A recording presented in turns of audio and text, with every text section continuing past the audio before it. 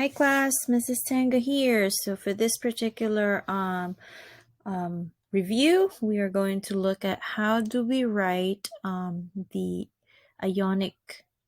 chemical formula for ionic compounds. So let's get on with it, okay? All right, here we go. So for example, I have, let's see here. Let's say we have potassium and we have oxygen.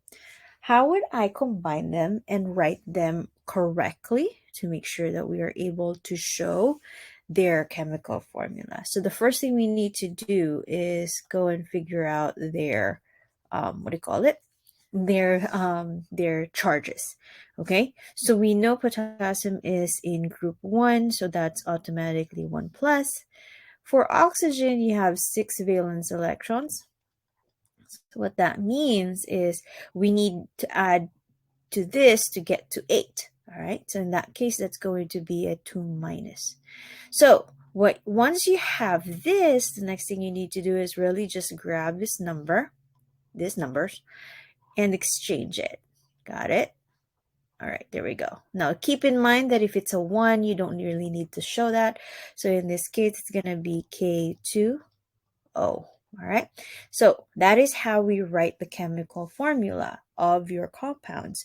We want to make sure we write our charges and then we just do the switch. That's the easiest way to do it.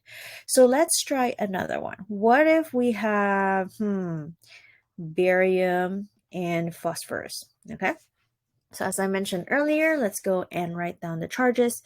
So barium is in, let's see, it's in group, there you go. It's right here. It's in group 2. So in that case, that's automatically going to make it a 2 plus. Now as for phosphorus, phosphorus is right here. So that's group 15. So in this case, we have 5 valence electrons, okay? So we need to add enough valence electrons there to get to 8. So that's going to be a 3 minus. Next thing you do, just take this number, put it over next to phosphorus, take the 3, put it next to barium. So in this case, it's going to be barium 3, phosphorus 2, okay? Now, question is, how do we work with polyatomic ions? That can be confusing, so let's go and work on that one. So for this one, let's see. I want to combine, okay, calcium and let's see. Okay, hydroxide. Okay, so let me just kind of highlight that. There's hydroxide right here. So keep in mind that when you're working with polyatomic ions, we are not going to change anything about the polyatomic ion, all right? So let's write our charges as we did earlier. So this is a 2 plus because it's in group 2. Now hydroxide, the charge is written right there. It's a minus, so that's automatically 1 minus. You don't really need to put the 1, but if it's going to help you kind of like remember, oh, this is the number that it has, it's good to put the 1. So what you're going to do is the same thing as you did earlier. You're going to grab this number and you're going to put this next to calcium. And then you're going to grab the 2 and put it next right here. But you have to understand that this 2 applies to both O and H. So what that means is if I write this as CaOH2, this is actually very wrong.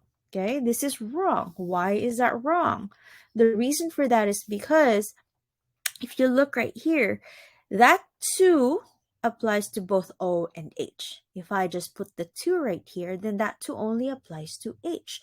So in this case, to correct this, what you need to do is we will use the parenthesis, OH, and then you apply the 2. Okay, so that is how we would write your ionic compounds that are involving polyatomic ions. So let's try another one. So let's try, okay. Let's try barium again, okay? And let's try to add that to phosphate, okay? So how do I get these numbers? All right, let me just point it out. So barium's right here. Barium is group 2. And then your phosphate is right here. So again, let's write down our charges. So barium will be a 2 plus because it's in group 2. Now for PO4, if you look right here, there we go. Yep, that's the one. Your charge is 3 minus. So I'm going to write 3 minus on that one. So again, what we need to do is grab this number and grab this number, just switch it. So we're going to put that 3 next to BA, and we're going to put that 2 for the PO4.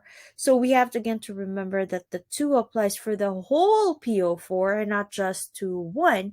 So what we're going to do is we're going to go and write our parenthesis. Okay. And we put the 2 outside.